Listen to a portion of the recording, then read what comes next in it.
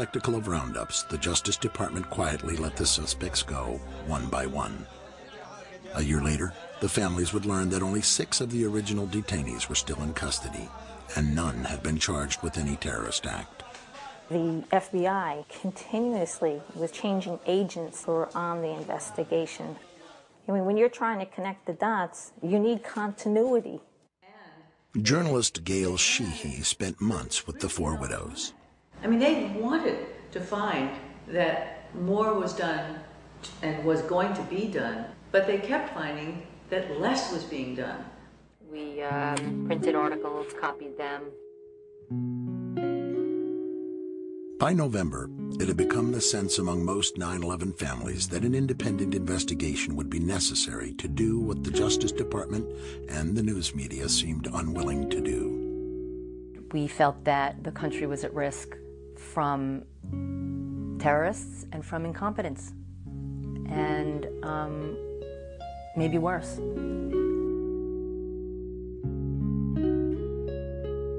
They get a little outside Washington, they stop at a red light, and they began wriggling out of their capri pants and putting on their nice little skirts and suits so they could go around all the offices of Congress, bedevil these members of Congress and say, what are you doing about this? Soon, a 9/11 Commission bill was being sponsored in Congress. Senator Tom Daschle said last week that you called him several times and urged him not to investigate the events of September 11th. Tom's wrong. He has, I think, in this case, well, let's say a misinterpretation. He said on one occasion that the president asked him to do that at a breakfast meeting. Are you now saying that they weren't asking to block an investigation? Lori was an independent. Mindy was definitely a Democrat. Actually, Kristen and myself voted for President Bush in the first election. And yet, even though he should have been our biggest advocate, he turned into one of our biggest adversaries.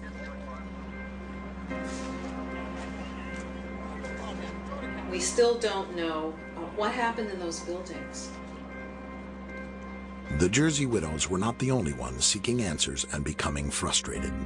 In New York, Sally Reaganhard, who had lost her firefighter son Christian in the building's collapse, was forming the Skyscraper Safety Campaign.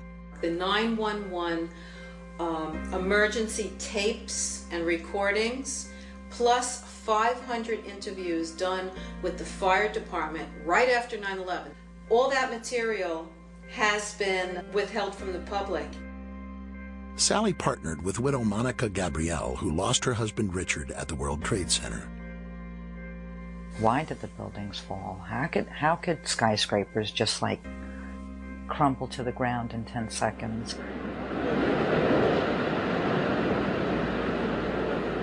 Never before or since had fire caused a steel-framed building to collapse.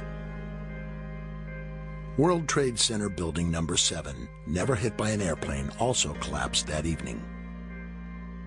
Building 7 ablaze at the moment and apparently getting ready to collapse.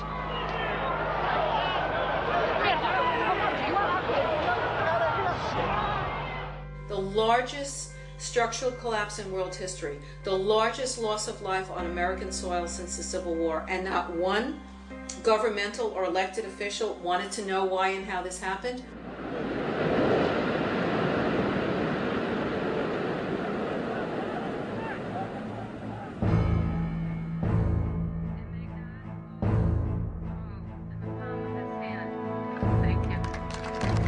Realizing strength in numbers, 9/11 families rallied at the Capitol to press for answers. We need a full independent investigation.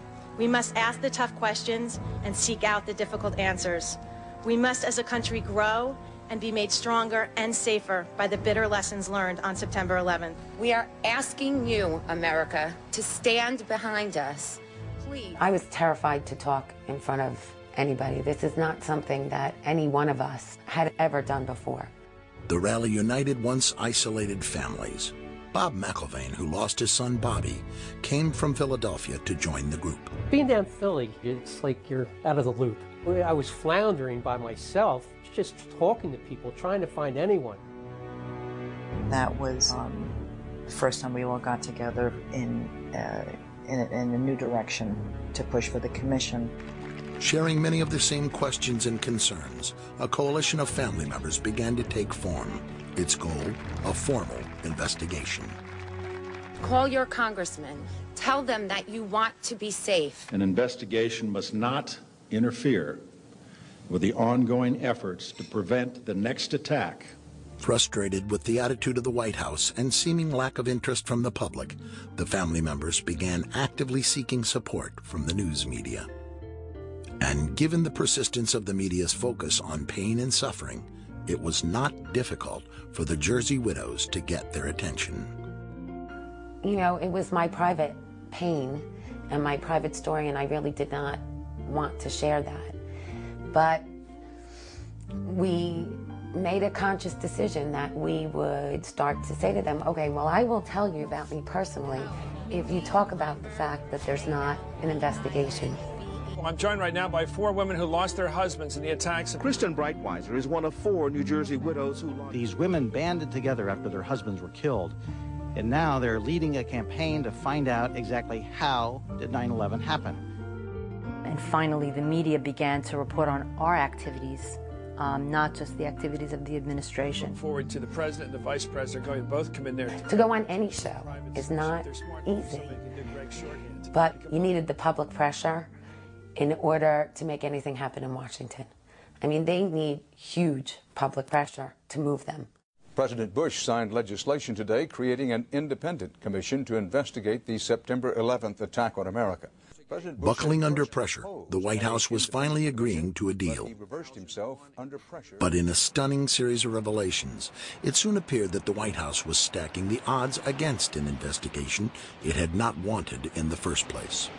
The president named a supporter, Dr. Henry Kissinger, Secretary of State in the Nixon and Ford administrations, to head the panel. He has a penchant for secrecy, which is not what's needed here. There are questions about his role in Vietnam, his role in the coup in Chile. Several family members approached Kissinger and requested a meeting at his office in New York.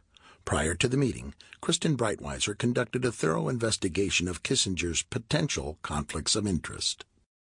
Probably much to the chagrin of some of the people in the room, Lori asked some very pointed questions.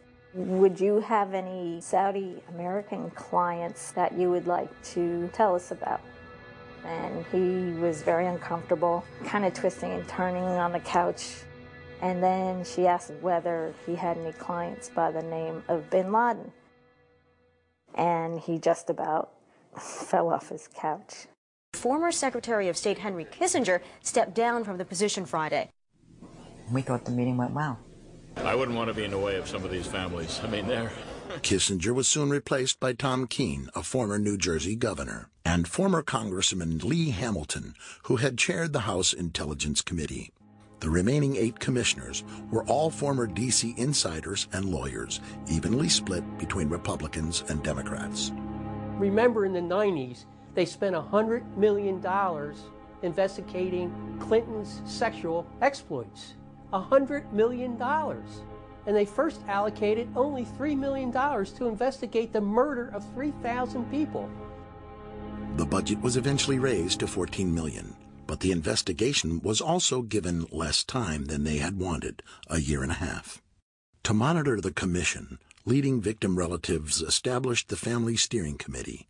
The group provided the commissioners with hundreds of well-researched questions for which they expected answers.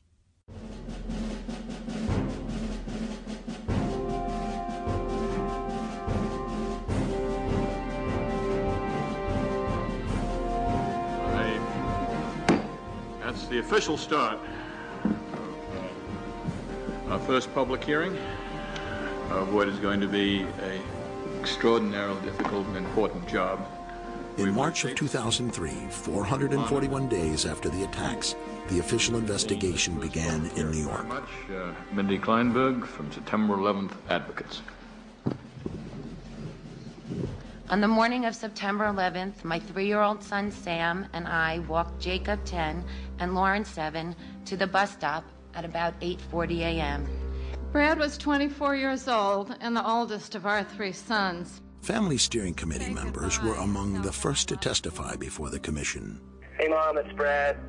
Just wanted to call and let you know, I'm sure that you heard, or maybe you haven't heard, the plane crashed into World Trade Center 1.